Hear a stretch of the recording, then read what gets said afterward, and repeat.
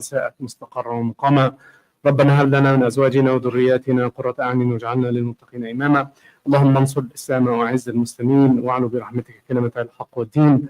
اللهم انصر اهلنا في جنين، اللهم احفظ اهل غزة يا رب العالمين، اللهم واحد صف اهل سوريا يا ارحم الراحمين. واخر دعوانا ان الحمد لله رب العالمين.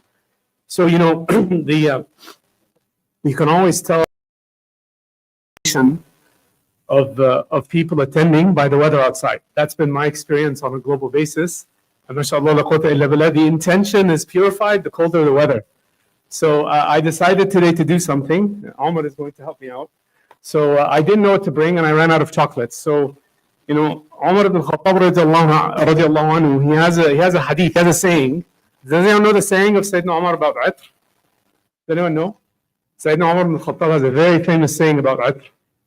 Cologne, perfume. He says, if I were to spend half my wealth on something, it would be cologne, right? It would be things wrong. So I brought this from my house. So Omar is going to go around and is going to spray people on the right hand. Everyone has a different taste. So if you don't like it, you can pull it back. I'm not going to be offended. Omar's not going to be upset. If you like it, he'll give you another spray on the other hand. Okay? Your job is to finish this tonight. Start off anywhere you want. Start over here on the right and go all the way around. Don't miss anyone or they'll catch you. Okay? Hey, Allah, bismillah.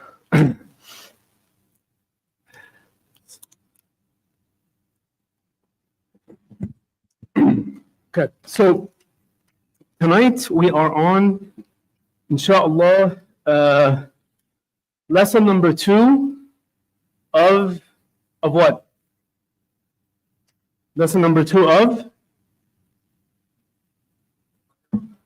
Fath Makkah. Lesson number 2 of Fath Makkah. So what was lesson number 1 of Fath Makkah? Someone remind me from last time. The breakup of the treaty, right? The breakup of the treaty. So the i'tidaa from one tribe over another, right? Banu Bakr and the Khuza'a. One was in the alliance of the Muslim, one was in the alliance of the Quraysh, and they went and they attacked them and they killed them, and the Quraysh backed them up.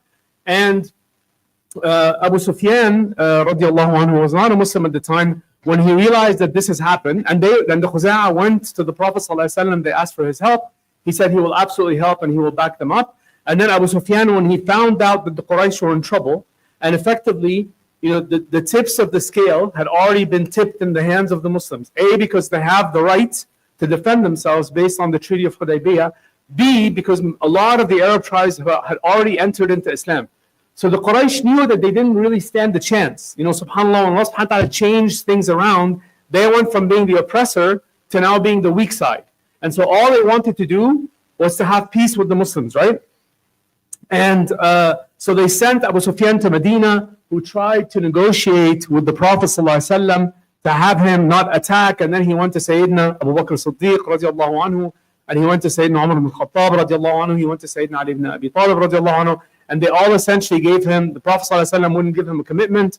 The others said, we can't disobey what the Prophet ﷺ tells us to do. If he tells us to march on Mecca, we're going to march on Mecca.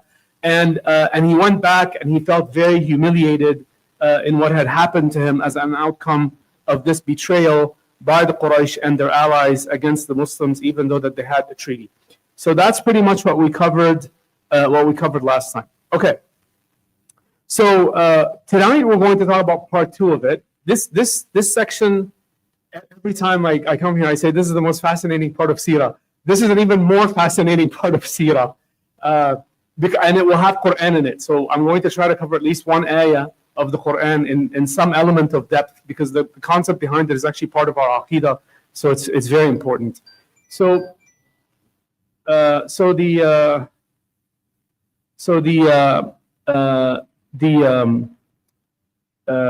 second thing that happened is that the Prophet ﷺ, as I said, had a preparation. He was preparing to build a large army, 10,000 of the Sahaba radiallahu anhum, to march on Mecca. And one of the companions in Medina, whose name is Hatib ibn Abi Balta'a, he sent a letter to warn the Quraysh about the attack of the Muslims. So even though he was a Muslim in Medina, he sent a letter, a secret letter, And he gave it to a woman. He gave this woman to take the letter to the Quraysh. So there was, caravans going back and forth, just like we have planes that travel, let's say, from Seattle to San Jose. They have the same thing. So he gives it to someone, a woman that is traveling to Mecca. She doesn't know the contents of the letter. All she knows is she's been given a letter and maybe paid some money. And your job was to finish it, man. Dude, take another round. They don't need more? They don't like it? Now you're going to break my heart. Like, okay, maybe come back with half of it, but okay. So maybe you're not spraying hard enough. Omar, did you have dinner? Yalla, bismillah. Big squeeze, habibi. So the content of the letter that Sayyidina Khatib gave to this woman, he said in the letter, the Prophet ﷺ is preparing a very large army, and it could be that he's going to Mecca. So remember, the Prophet ﷺ kept this very secret. He was very secretive about where the army was going. He said it could be Mecca or it could be elsewhere. So take precaution. Be on your guard. The Muslims are coming, right? And he did this pretty much as a guess. No one told him that the Prophet ﷺ or the Muslims were going to Mecca, but he did this like, where would we go if we were preparing a very large army? We'd be going to Mecca. We'd be going to fight the Quraysh. So if they are going somewhere, maybe it's Mecca. Let me give them a heads up notice. And then he said, the second thing he said in the letter, the words he used are really interesting. He said the Prophet ﷺ is sending an army كالليل. كالليل. Does anyone know what layl means in Arabic? Very easy. كالليل. Like night. What does that mean? It's massive. It's like a massive army. Like they used to use this expression in olden times when one army would fight another, and one army felt very sure of themselves that we're going to bombard you with arrows and block out the sun. There's going to be so many arrows coming at you. It's going to be like, even though in the morning, it's going to look like nighttime for you. So he uses that expression. He's sending you an army kallayl, which means it's dense, it's full of people, and they're flowing towards you like a river. They're coming towards you like a river. And then he adds at the end of the letter, he says, even if he comes alone, meaning even if the Prophet ﷺ goes to Mecca alone, he will still defeat you. Even if he showed up on his own, he will still win, because Allah always fulfills his promise. That's the content of the letter, right? So the letter is a warning from Sayyidina Khatib ibn Abi Balta'a radiallahu anhu to the mushriks of Quraysh. And the Prophet ﷺ was immediately informed by, fill in the blank, Jibreel alayhi salam. Jibreel alayhi salam. He told him, there's a woman, this is where she is, these are the GPS coordinates, go get her, go catch her. Catch her before she delivers the letter, right? So the Prophet ﷺ sends Sayyidina Ali ibn Abi Talib radiallahu anhu, and he sends Zubayr, Sayyidina Zubayr ibn al-Awwam, to catch this woman before she gets to Mecca. So she's already left Medina, she's on her way, she's at a stop, and then another stop, and another stop. They go to the first stop where she is to catch this woman. Now, they go to this woman, and so they ride, they're fast riders, they go on their horses, and they catch the woman, they find this woman, and they tell her to give them the letter, to give them what she's been given. By the way, does anyone know where she hides the letter? This is all in the Sirah and the Hadith. In her hair. So she has like a ponytail. She has like a ponytail. She sticks the letter in the ponytail. So the letter is complete. Like there's no way you could tell she's carrying anything. Even if you would do a TSA pat down by another sister, you wouldn't find anything. There's nothing in the baggage, nothing in her bag, nothing on the belt. It's in the hair. And so they tell her to hand over the letter. She says, I'm not carrying anything. I don't have anything on me. Leave it on. And they insist, and they sit.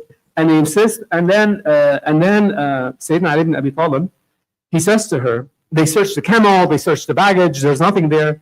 He tells her, look, the Prophet ﷺ has never been lied to, and he's never lied to us. So either you turn over the letter, or essentially we strip search you. SubhanAllah. So this is the warning of Sayyidina Ali. She said, no, here's the letter. So she takes it out from her hair, right? The last expected place. So they take the letter, and they go back to Medina, and they bring her to the Prophet sallallahu alaihi wasallam. They bring her back to the Prophet sallallahu alaihi wasallam. And They take her back to the Prophet ﷺ. And the Prophet ﷺ calls Sayyidina Hatib ibn Abi Balta'a. Says, bring him to me. So he comes to him and he says, ما حملك على ما صنعت? Why did you do what you did? Why did you send this letter? So we've learned this before from the nature of the Prophet ﷺ, which is to ask. He's not even though his signatures is like he's not going to blame her. He's like, come on over, tell me the reason why you did what you did. So he comes over and Sayyidina Umar gets up and he says, دعني أضرب عنقه. دعني أضرب عنقه هذا المنافق. This منافق. Let me finish off this منافق for you, Ya Rasulullah.